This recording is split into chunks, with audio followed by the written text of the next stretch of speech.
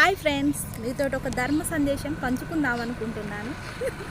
Joke ఏంటిదంటే, మన licence కోసం మనకు 8 కొట్టిస్తారు కదా. ఎందుకు కొట్టిస్తారో నాకు ఈరోజు అర్థమైంది.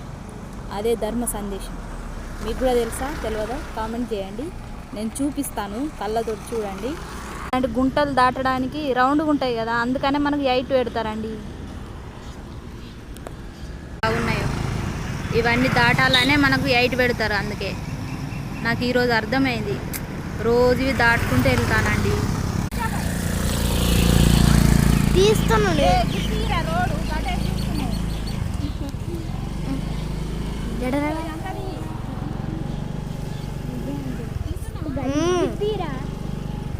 అదే 8 వేయింది.